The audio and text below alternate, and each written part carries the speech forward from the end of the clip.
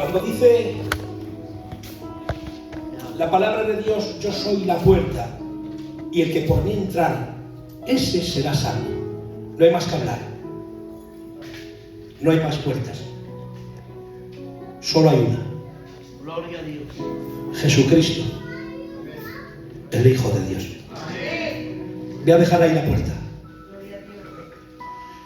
El verso 8, cuando dice: y todos que antes de mí vinieron, ladrones son y salteadores, se remonta al versículo 1, cuando dice: de cierto te digo, el que no entra por la puerta en el redil de las ovejas, sino que sube por otra parte, ese es ladrón y salteador.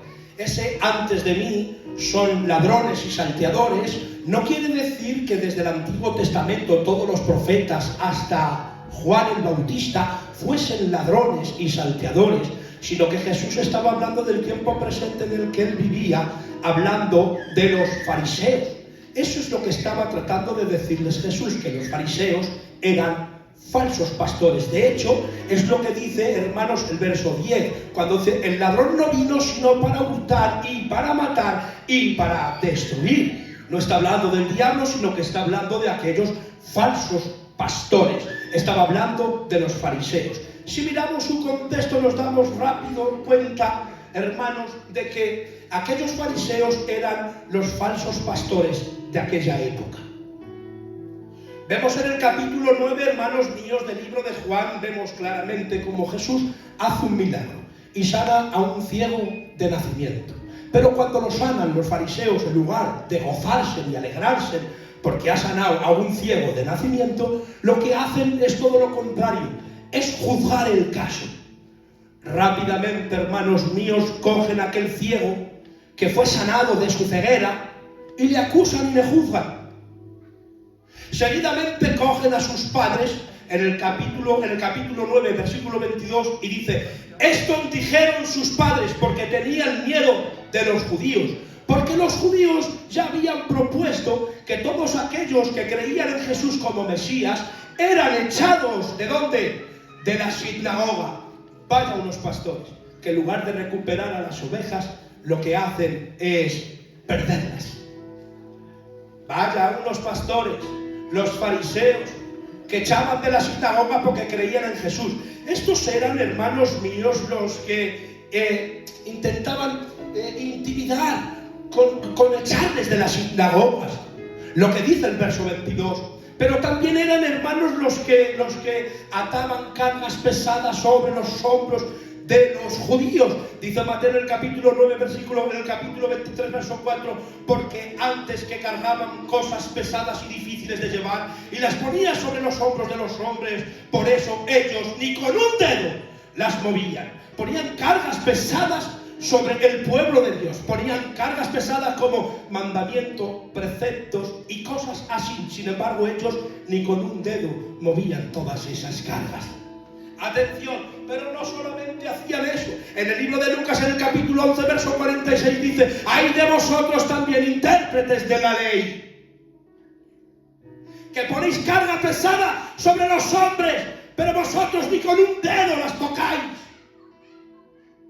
Pero no solamente los fariseos, hermanos, ponían cargas pesadas, echaban a las ovejas de las sinagogas y las daban por perdidas, sino que al mismo tiempo asolaban la casa de la viuda. La asolaban. Dice Mateo, capítulo 23, versículo 14: ¡ay de vosotros, escribas y fariseos, hipócritas, que devoráis la casa de la viuda y como pretexto hacéis largas oraciones! Por eso recibiréis mayor condenación. Impresionante. Los fariseos lo que hacían era coger confianza, mucha confianza, con las viudas. Y cuando cogían confianza con las viudas, iban a sus casas y las asolaban.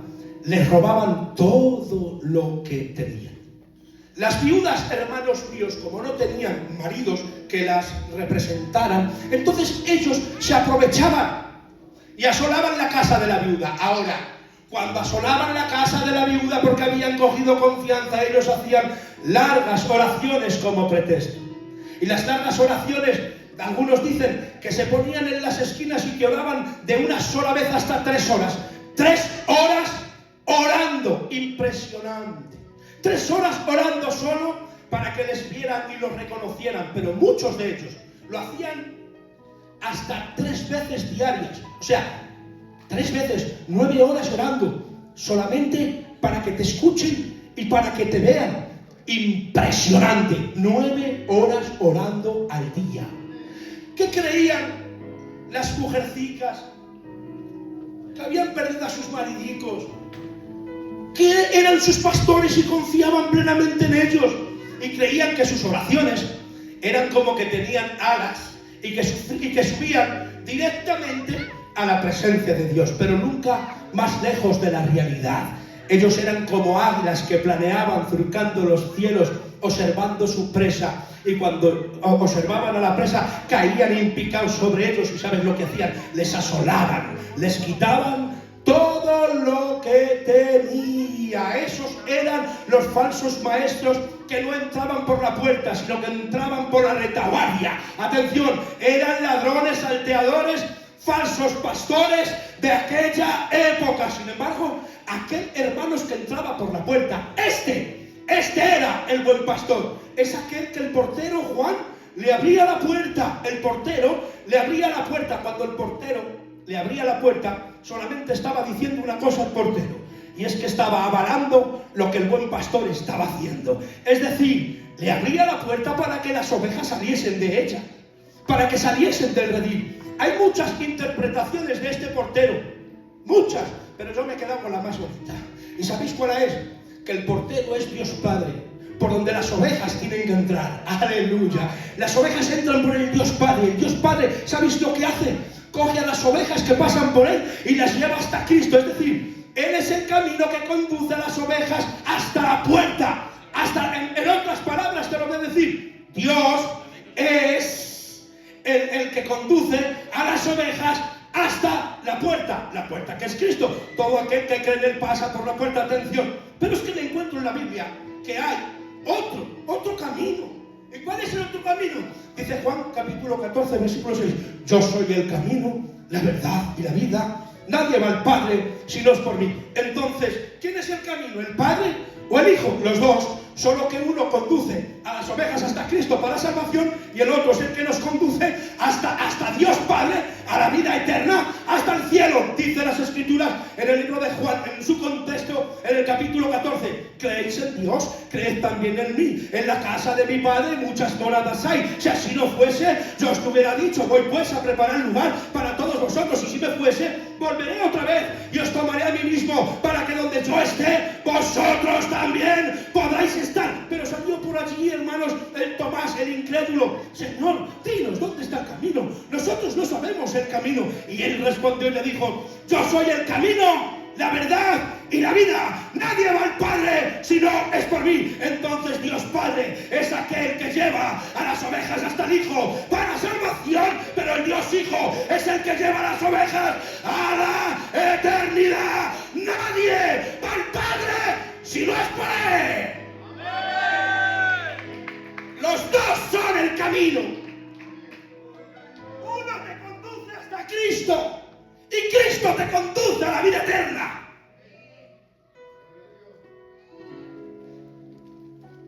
Dice las Escrituras: y el portero le abre. ¡Ay, qué alegría ahora! Y el portero le abre. Hijo, tienes mi aval y confío en ti, te abro la puerta. Hijo, tú eres el buen pastor. Atención. Juan capítulo 10 verso 11: yo soy el buen pastor. Pero, ¿qué pastor? Bueno, el que no pone cargas pesadas sobre los creyentes, sino el que te ayuda a llevar las cargas. Yo soy el buen pastor, el que no asola a la viuda, más bien la consuela. Yo soy el buen pastor, pero ¿qué buen pastor? Es el buen pastor que no da por perdida a su oveja, sino que va en busca de ella y la recupera. Atención al dato, hermanos, Dios va a hacer todo lo que sea necesario para recuperarte. Él no te da por perdido, Él te recupera.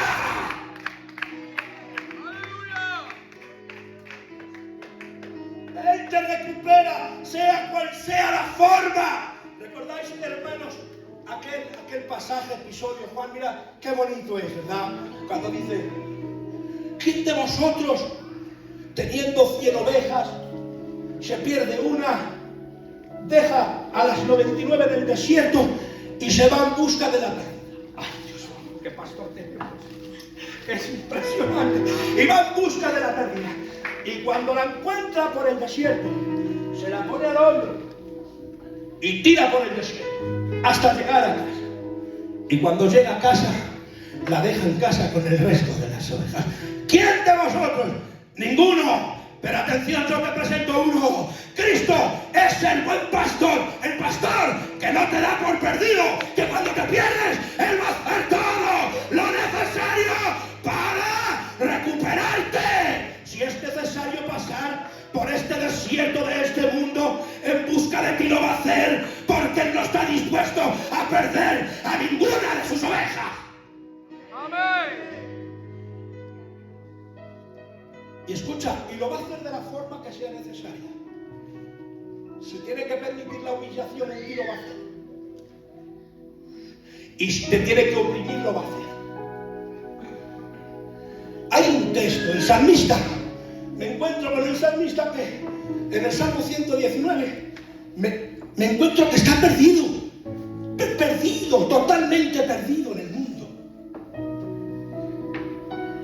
Y estando perdido, dice las Sagradas Escrituras, Salmo 119, verso 67: antes que fuera yo humillado, descarriado andaba, mas ahora guardo tu palabra.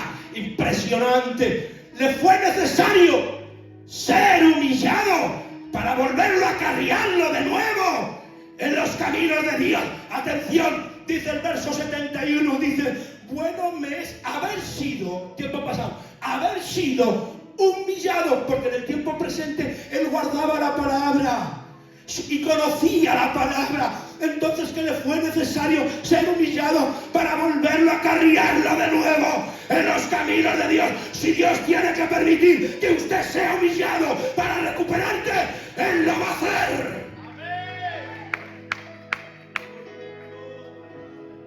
¿Sabéis que hay más gente perdida dentro que fuera?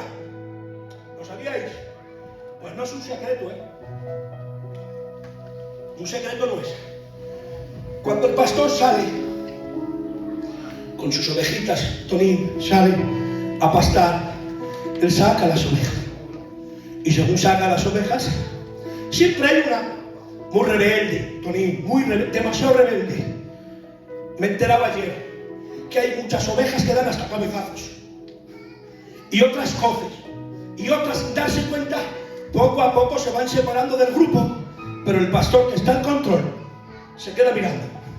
Se queda mirando. Ay, esta oveja que rebelde es siempre. Sí, siempre se sale del redil. Ay, qué terca. ¿Sabéis lo que hace el pastor? Pega un silbido a su perro.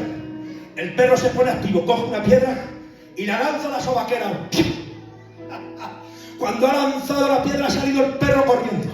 Ha cogido la oveja de aquí del lomo. La ha zarandeado y la ha trillado y la ha molido. ¿Sabes para qué ha sido necesario el zarandeo del perro en la oveja? Para que salga corriendo la oveja con temor y se meta dentro del redil, porque sabe que dentro del redil de las ovejas, dentro de la iglesia de Belén, está segura. Está segura, no solamente por el redil, sino también porque está bajo la protección del pastor. Él va a hacer lo que sea necesario solamente para no perderte. Él no da por perdida a ninguna de sus ovejas.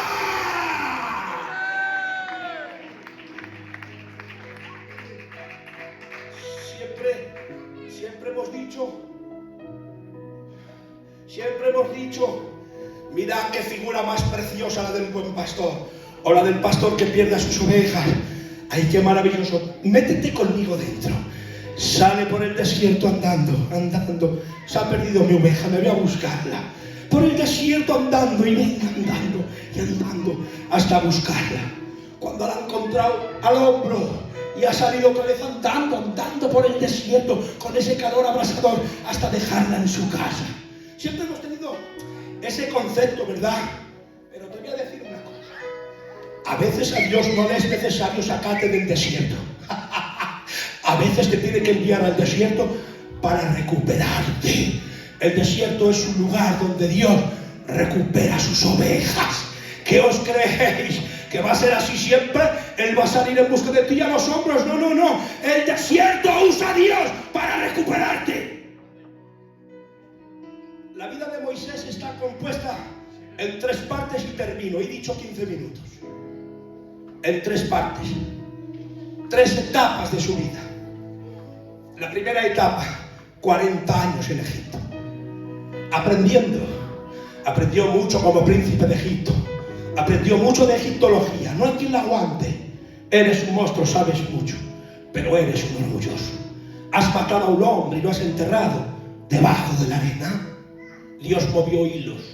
A los 40 años exactos movió hilos, cogió Dios y lo envió al desierto. El desierto no es otra cosa, es la escuela de Dios, la universidad de Dios, donde te va a enseñar muchas cosas.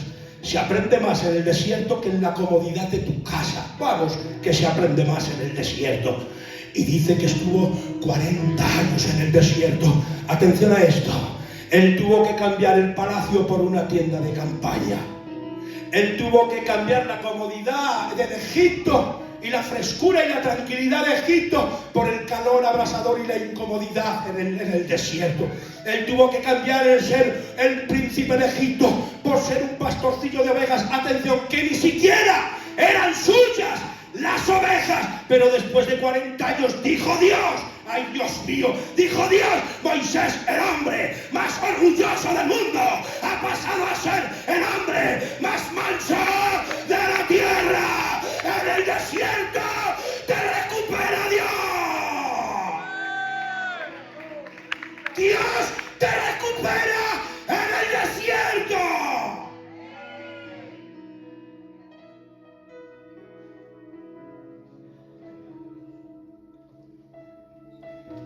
Lo tenemos que tener en memoria siempre. No quiero volver al texto, no por otra cosa, porque no voy a continuar.